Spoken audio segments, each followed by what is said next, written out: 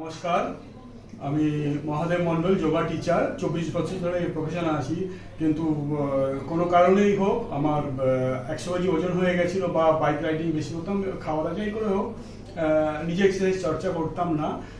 Last মোটামুটি 2 বছর ধরে আমার লোয়ার স্টমাকে এনআরসির একটা প্রবলেম শুরু হলো।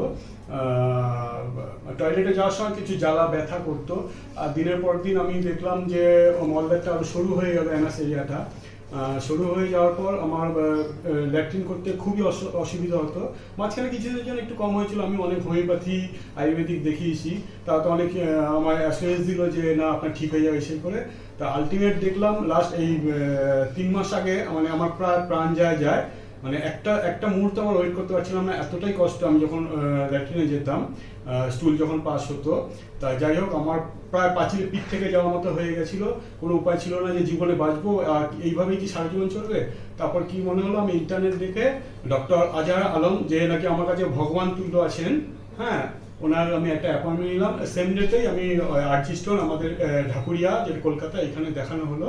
দেখানোর পর উনি দেখেই ফার্স্ট আমার ওয়াইফকে অ্যাসুরেন্স দিল যে এই নিয়ে বড় কিছু চিন্তার কোনো ব্যাপার নেই, এটা নর্মাল কিছু, হ্যাঁ, এটা একটা প্রবলেম হয়েছে, এটাকে ঠিক করতে হবে। তারপর সেই সাজেশন দেওয়ার পর সঙ্গে সঙ্গে উনি বললেন ঠিক আছে, আরও যা কিছু হতে পারে, ফিসার থেকে ফিস্টুলা যা কিছুই, একটা আপনি এমআরআই করে নিন।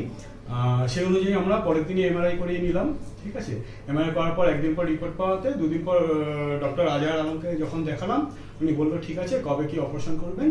আমরা বললাম যত তাড়াতাড়ি শীঘ্র পাওয়া যায়। যাই হোক, অপারেশন ডেট ফিক্স হলো। ফিক্স হওয়ার পর ওনার যে টিম আছে অপারেশন থিয়েটারে, মানে হয়তো জীবনে প্রথমবার দেখেছি ওনাদের, কিন্তু প্রত্যেকের সঙ্গে এত ব্যবহার ভালো, এত কিছু, মানে আমার দীর্ঘদিনের বন্ধুত্ব, মানে প্রায় নিজের লোকের মতোই ছিল। খুব হাসি খুশিভাবে টোটাল জিনিসটা হয়েছে।